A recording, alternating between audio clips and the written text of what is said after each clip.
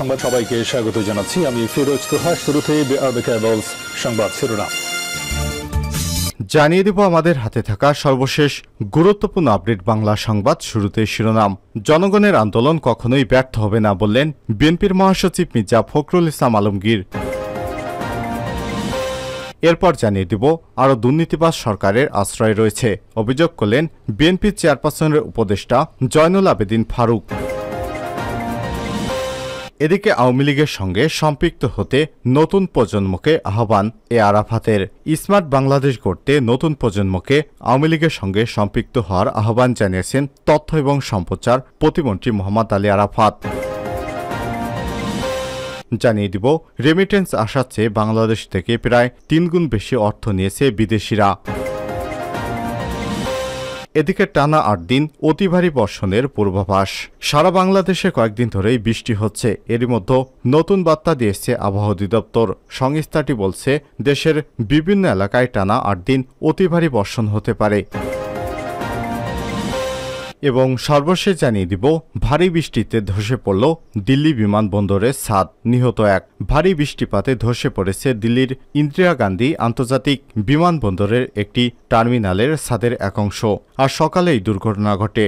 ছাদ ধসে বেশ কয়েকটি গাড়ির উপর পড়ে। এ সময় একজন নিহত হয় এবং আহত হয়েছে 6 জন। ভোর 5টার দিকে এই দুর্ঘটনা ঘটে বলে এক প্রতিবেদনে জানিয়েছে ভারতীয় সংবাদ মাধ্যম এনডিটিভি। প্রতিবেদনে বলা হয়েছে সকালে প্রবল বৃষ্টির মধ্যে দিল্লি বিমানবন্দরে 1 নম্বর টার্মিনালের ছাদের একটি অংশ গাড়ির উপর ভেঙে পড়ায় কমপক্ষে 7 জন আহত এবং অন্তত 1 জন নিহত হওয়ার খবর পাওয়া গেছে। প্রিয় দর্শক, এতক্ষণ শুনছিলেন সংবাদ শিরোনাম, এবারে বিস্তারিত। তবে তার আগে বন্ধুরা, এই সংবাদটি আপনার সোশ্যাল মিডিয়া ফেসবুকে শেয়ার করে বন্ধুদের মাঝে ছড়িয়ে দিন। আর বন্ধুরা, আপনি যদি আমাদের চ্যানেলে নতুন হয়ে থাকেন, ভিডিওটি দেখতে দেখতে চ্যানেলটি সাবস্ক্রাইব করে রাখুন। অনুরোধ থাকবে ভিডিওটিতে একটি লাইক দিয়ে কমেন্ট করে জানিয়ে দিন আপনি কোন স্থান থেকে আমাদের গুরুত্বপূর্ণ সংবাদটি শুনছেন এবং দেখছেন। জানিয়ে দিন এই সংবাদ সম্পর্কে আপনার মূল্যবান মতামত। প্রিয় দর্শক, এবারে বিস্তারিত। জনগণের আন্দোলন কখনোই ব্যর্থ হবে না মির্জা ফখরুল। বিএনপি জনগণের পক্ষে রয়েছে, সত্যের পক্ষে রয়েছে, ন্যায়ের পক্ষে রয়েছে এবং রাষ্ট্র এবং সমাজকে রক্ষা করার জন্য আন্দোলন করছে জানিয়ে দলটির মহাসচিব মির্জা ফখরুল ইসলাম আলমগীর বলেছেন, আন্দোলন কখনোই ব্যর্থ হবে না। শুক্রবার 28শে জুন বিকেলে রাজধানীর সেগুনবাগিচায় দলের কেন্দ্রীয় কার্যালয়ে সংহতি মিলনায়তনে বিপ্লবী ওয়ার্কার্স পার্টির 20তম প্রতিষ্ঠাবার্ষিকী উপলক্ষে এক পুনর্মিলনী অনুষ্ঠানে প্রধান অতিথির বক্তব্যে এসব কথা বলেন। মির্জা ফখরুল বলেন, বাংলাদেশ এখন সবচেয়ে বড় একটা সংকটের মধ্যে উপস্থিত হয়েছে। একদিকে গণতন্ত্র নেই, অন্যদিকে দেশের যে সার্বভৌমত্ব, সেই সার্বভৌমত্ব আজকে হুমকির মুখে পড়েছে। এখন যেটা হচ্ছে সবচেয়ে বেশি প্রয়োজন, সেটা হচ্ছে খালেদা জিয়াকে মুক্ত করার একটা আন্দোলন দরকার। কারণ গণতন্ত্রের জন্য যিনি সবচেয়ে বেশি ত্যাগ স্বীকার করেছেন অথচ এখনও আটকা অবস্থায় রয়েছেন, আজকে তিনি জীবন মৃত্যুর সঙ্গে লড়াই এবং সংগ্রাম করছেন। সুতরাং খালেদা জিয়ার মুক্তির আন্দোলনকে আলাদা করে দেখতে চাই না। গণতন্ত্রের আন্দোলনের সঙ্গে এটা অত্যন্ত ঘনিষ্ঠভাবে জড়িত। এ সময় তিনি বলেন, খালেদা জিয়া অত্যন্ত অসুস্থ। শনিবার আমাদের একটা কর্মসূচি আছে, আর তার মুক্তির জন্য আমরা আন্দোলন শুরু করেছি। গণতন্ত্রের জন্য আমরা যারা একসঙ্গে সংগ্রাম করছি তাদের সঙ্গে বসে আলোচনা করে দ্রুততার সঙ্গে আন্দোলনকে বেগবান করা হবে। এই সরকারকে সরিয়ে দেশে একটা জনগণের সরকার প্রতিষ্ঠা করব, আমরা সফল হব ইনশাল্লাহ। বিএনপির মহাসচিব বলেন, আজকের শাসক গোষ্ঠী এখনই গণতন্ত্রে এখন বিশ্বাস করে না। তাদের কারণেই আজকে গণতন্ত্র প্রচণ্ডভাবে ব্যাহত হচ্ছে। আবারও দলীয় সরকারের অধীনে নির্বাচন করে দেশটাকে আবারও অনিশ্চয়তা এবং অস্থিতিশীলতার দিকে ঠেলে দেওয়া হচ্ছে। সেই প্রক্রিয়া এখনও চলমান রয়েছে। এখন এমন একটা পরিস্থিতি এসে পৌঁছেছে যেখানে বাংলাদেশ রাষ্ট্রের অস্তিত্ব বিপন্ন হয়ে পড়েছে। যুগপৎ আন্দোলন প্রসঙ্গে তিনি বলেন, আমরা বড় রাজনৈতিক দলগুলো এক মঞ্চে উঠতে না পারলেও যুগপৎভাবে আন্দোলন চালিয়ে যাওয়ার সিদ্ধান্ত নিয়েছি। বাংলাদেশের রাজনৈতিক ইতিহাসে এটা একটা যুগান্তকারী সিদ্ধান্ত। আমরা এই আন্দোলনে অবশ্যই সফল হব। জনগণের পক্ষে, সত্যের পক্ষে, ন্যায়ের পক্ষে এবং রাষ্ট্র এবং সমাজকে রক্ষা করার জন্য যে আন্দোলন, সেই আন্দোলন কখনোই বৃথা হবে না। এ সময় বিপ্লবী ওয়ার্কার্স পার্টির সাধারণ সম্পাদক সাইফুল হকের সভাপতিত্বে অনুষ্ঠানে শুভেচ্ছা বক্তব্য রাখেন বিএনপির জাতীয় স্থায়ী কমিটির সদস্য আমির খসরু মাহমুদ চৌধুরী, ভাইস চেয়ারম্যান শামসুজ্জামান দুদু, চেয়ারপারসনের উপদেষ্টা সৈয়দ মোয়াজ্জেম হোসেন আলাল, যুগ্ম মহাসচিব সৈয়দ ইমরান সালে প্রিন্স, কেন্দ্রীয় নেত্রী ব্যারিস্টার রুমিন ফারহানা, গণফোরামের সুব্রত চৌধুরী, বাংলাদেশ সমাজতান্ত্রিক দল বাসদের বজলুর রশিদ ফিরোজ, সংহতি আন্দোলনের জোনায়েদ সাকি, এনপিপির ফরিদুজ্জামান ফরহাদ সহ বিভিন্ন পর্যায়ের নেতৃত্ববৃন্দ। আরও দুর্নীতিবাজ, সরকারের আশ্রয়ে আছে ফারুক। বেনজির আজিজ মতিউরের মতো আরও দুর্নীতিবাজ সরকারের প্রশ্রয়ে রয়েছে বলে মন্তব্য করেছেন বিএনপির চেয়ারপারসনের উপদেষ্টা জয়নুল আবেদিন ফারুক। শুক্রবার ২৮ জুন দুপুরে এক বিক্ষোভ সমাবেশে তিনি এসব মন্তব্য করেছেন।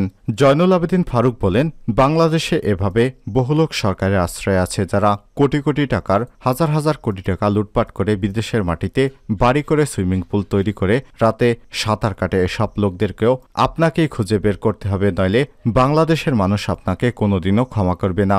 বিএনপির এই নেতা আরও বলেন, বক্তব্য স্পষ্ট, আমার বুকের উপর দিয়ে আপনি রেললাইন নির্মাণ করবেন, আমার স্বাধীনতা ভূমির উপর দিয়ে আপনি রেললাইন নির্মাণ করে ৩০ ঘন্টার পথ ৭ ঘন্টা করবেন। আমাদের আপত্তি একটাই যে আমার সার্বভৌমত্ব দেশ, যে দেশে জন্মের জন্য অস্ত্র হাতে যুদ্ধ করে দেশ স্বাধীন করেছি, নির্মম সত্য হলেও বলতে হয়, সেই কথা আপনাদের মনে নেই। আমাদের তখন কি মনের ভেতরে ছিল? জনগণকে বলতে শুরু করেছে, দেশ স্বাধীন করে দেব, কিন্তু বাংলাদেশের মাটি ব্যবহার করব। এ সময় তিনি বলেন, আমি বলে দিতে চাই, ভারতের সঙ্গে সব অসম চুক্তি বলেন, সমঝোতা বলেন, এসব জনগণ মানে না, আমরা মানি না, মানতে পারি না। এ সময় অসম চুক্তি বাতিল করুন। বিএনপিকে বলবো, এমন কর্মসূচি দেন যেই কর্মসূচির মাধ্যমে ভারতীয় আগ্রাসনে জনগণ সোচ্চার হতে পারে। জাতীয় প্রেস ক্লাবের সামনে প্রজন্ম বাংলাদেশের উদ্যোগে ভারতের সঙ্গে অবৈধ সরকারের অবৈধ চুক্তি সমঝোতার প্রতিবাদে এই বিক্ষোভ সমাবেশ অনুষ্ঠিত হয়। আওয়ামী লীগের সঙ্গে সম্পৃক্ত হতে নতুন প্রজন্মকে আহ্বান আরাফাতের। স্মার্ট বাংলাদেশ গড়তে নতুন প্রজন্মকে আওয়ামী লীগের সঙ্গে সম্পৃক্ত হওয়ার আহ্বান জানিয়েছেন তথ্য এবং প্রচার প্রতিমন্ত্রী মোহাম্মদ আলী আরাফাত। তিনি বলেছেন, আওয়ামী লীগ একমাত্র দল যারা বাংলাদেশের মানুষের আশা আকাঙ্ক্ষা পূরণ করে। শুক্রবার তেজগাঁয়ে ঢাকা জেলা আওয়ামী লীগ কার্যালয়ে ইতিহাসের গতিধারা বঙ্গবন্ধু থেকে শেখ হাসিনা শীর্ষক সংবাদচিত্র প্রদর্শনী পরিদর্শন শেষে তিনি এসব কথা বলেন। এ সময় অন্যান্যদের মধ্যে উপস্থিত ছিলেন ঢাকা জেলা আওয়ামী লীগের সভাপতি বেনজির আহমেদ, সাধারণ সম্পাদক পনিরুজ্জামান তরুণ, সহ-সভাপতি কাজী শওকত হোসেন, সাংগঠনিক সম্পাদক হালিমা আক্তার সহ বিভিন্ন পর্যায়ের নেতৃত্ববৃন্দ। আওয়ামী লীগের ইতিহাস তুলে ধরে তথ্য প্রতিমন্ত্রী বলেন, আওয়ামী লীগ দক্ষিণ এশিয়ার সমৃদ্ধ ইতিহাস এবং ঐতিহ্যের অন্যতম বৃহৎ রাজনৈতিক দল। দেশের স্বাধীনতা, সার্বভৌমত্ব অর্জনের প্রতিটি গণতান্ত্রিক আন্দোলন এবং সংগ্রামে নেতৃত্ব দিতে এই দলের গৌরবময় ভূমিকা রয়েছে। জাতির পিতা বঙ্গবন্ধু শেখ মুজিবুর রহমানের নেতৃত্বে আওয়ামী লীগ মুক্তিযুদ্ধের মাধ্যমে দেশের স্বাধীনতা এনে দিয়েছে। স্বাধীনতা পরবর্তী প্রতিটি সংগ্রাম, আন্দোলন তথা গণতন্ত্র প্রতিষ্ঠায় দলটির অবদান রয়েছে।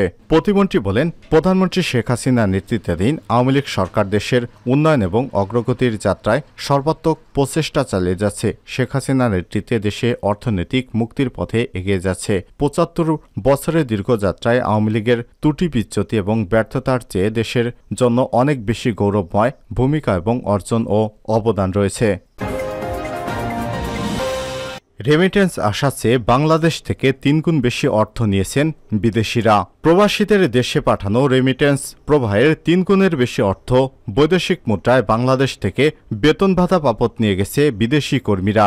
২০০০ থেকে ২০২৩ সাল পর্যন্ত ২৪ বছরে প্রবাসীদের রেমিটেন্স প্রবাহ বেড়েছে ১১ গুণ। একই সঙ্গে বাংলাদেশে কর্মরত বিদেশি কর্মীদের বেতন ভাতা নিজ দেশে বৈদেশিক মুদ্রায় নেওয়ার প্রবণতা বেড়েছে প্রায় ৩৭ গুণ। রেমিটেন্স বৃদ্ধির চেয়ে বিদেশি কর্মীদের বেতন ভাতা নেওয়ার প্রবণতা বাড়ায় বৈদেশিক মুদ্রার উপর চাপ বাড়ছে। শুধু ২০২৩ সালেই বিদেশি কর্মীরা বাংলাদেশ থেকে বেতন ভাতা বাবদ বৈদেশিক মুদ্রায় নিয়েছেন ১৫ লক্ষ কোটি ডলার। ওই সময় ডলারের দাম অনুযায়ী ১৬৫০ কোটি টাকা।